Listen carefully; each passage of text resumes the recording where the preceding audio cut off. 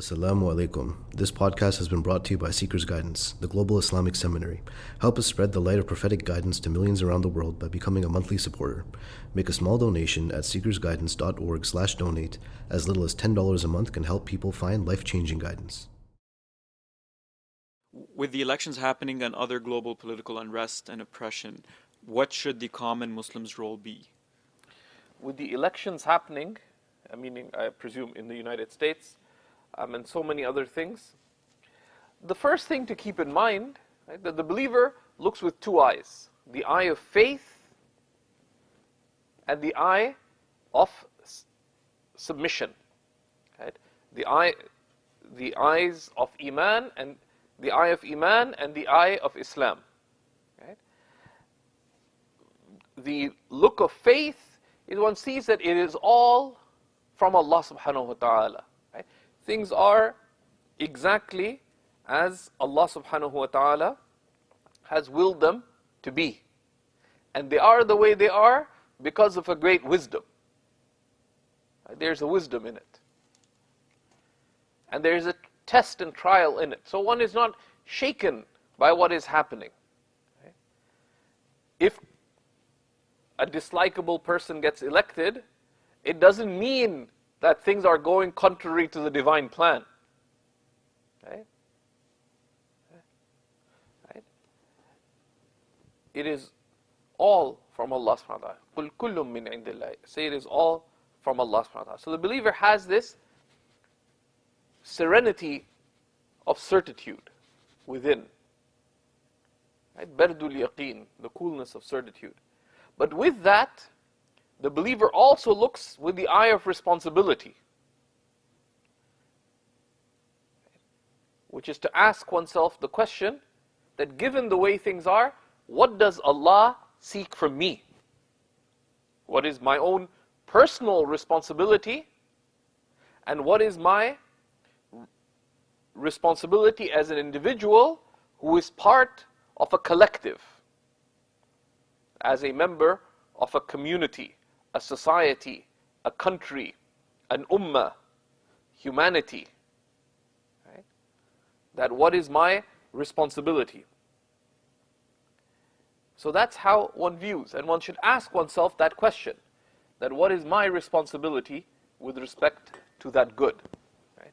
And in that, we need to have concern, right? That, okay, what is my share of that public concern?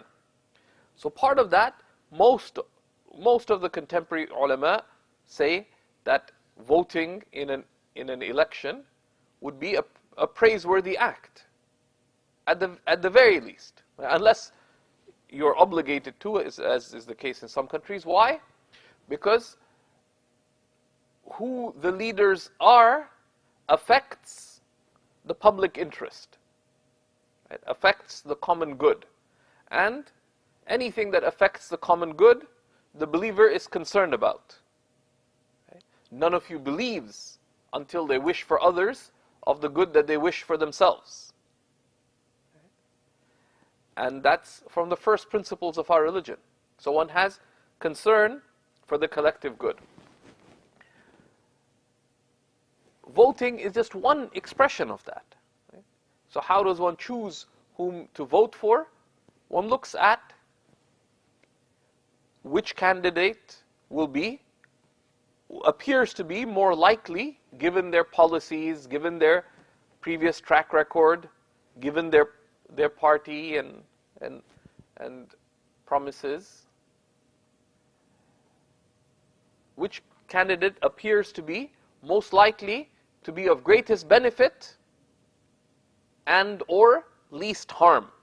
The basis of the Sharia returns to two principles, which is Dar'ul mafasid wa jalbul masalih, prevention of harm and preservation of good. Right?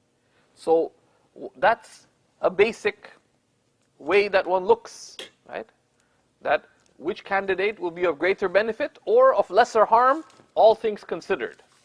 So the believer should be careful, because if you follow the news, and sadly, many of us are following the news more than we may have otherwise wished to, But much of what's being talked about is not relevant to the public good.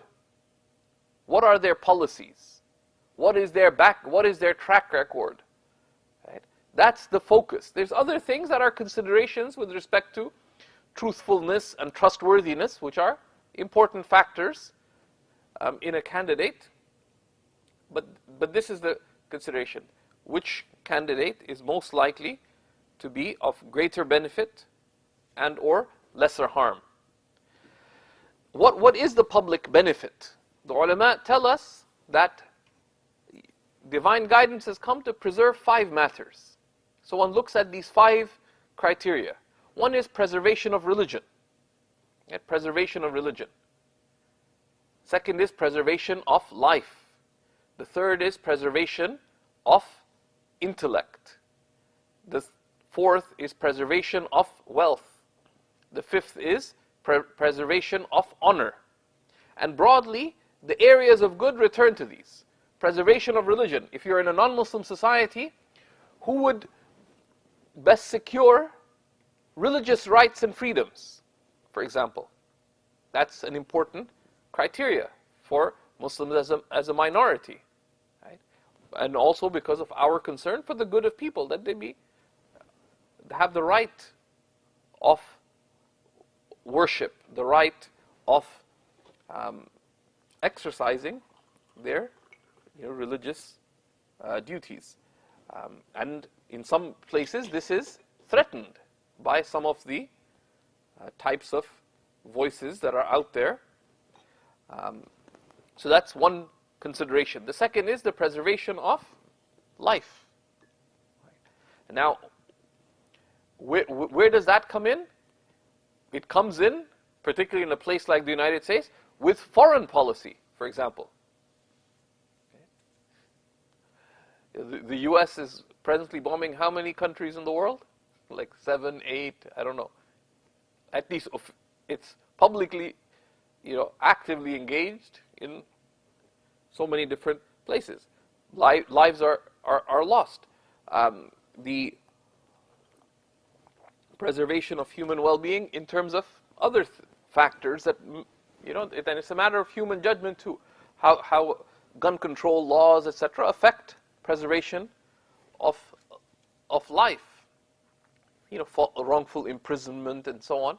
The third is preservation of intellect, and that scholars such as Imam Tahir ibn Ashur and others include from preservation of intellect, because the human being's dignity is on the basis of al-aql. Okay? And the aql, of the intellect, there's an aspect of that related to education. Okay? And education is fundamental to economic, social, and political empowerment. So one looks at which candidate is more principled, who will have more principled policies, who will promote education, etc. So that's another criteria. And then you have preservation of honor, who will be promoting values of family and supporting families in through their policies with respect to children and benefits and paternal leave, and the various things related to preservation of honor and family. So one considers these various factors, right? But the believer looks with this both in terms of benefit and in terms of harm, and one should be very wary of emotional calls. You have to vote for so and so because of, rather be thinking and considerate. Or sometimes one may have two poor choices. The ulama tell us even then it is praiseworthy to vote, because when it's not possible to facilitate benefit, then one reduces harm, and that too is from the good. So that is one part of our public concern, of our social concern, voting. But when what we see, and many people in the United States are very disappointed with the choice of candidates they have and so on, that the social good, the public good, the political good is not preserved only by politicians. It is ultimately promoted by there being enough people who are sincerely concerned for the public good and who actively engage in the preservation and promotion of public good, the prevention of harm in its many manifestations. So you have to ask yourself, are you doing something in any of these spheres of the preservation of public good? Right? So you have to ask yourself that question as well. Right? And even leading up to the elections, if you ask yourself that in the last 2 months, people have been spending hours a week on the elections, you could have done a significant amount of good socially instead of doing that. Spend a little time, check the candidates' platforms, read up on them, make an intelligent decision, and move on. Don't join the spectacle, but rather busy yourself with benefit. Thank you for listening. This podcast was brought to you by Seekers Guidance, the Global Islamic Seminary. Visit SeekersGuidance.org to access reliable Islamic knowledge taught by qualified teachers. We offer a wide range of courses, podcasts, articles, and a world-class answer service. Support us in spreading free, reliable Islamic knowledge to millions around the world by becoming a monthly supporter. Visit SeekersGuidance.org/donate and make a small monthly commitment today. Our beloved Prophet, peace and blessings be upon him, said, "Whoever guides someone to goodness will have a similar reward." So don't forget to share this podcast and spread prophetic guidance.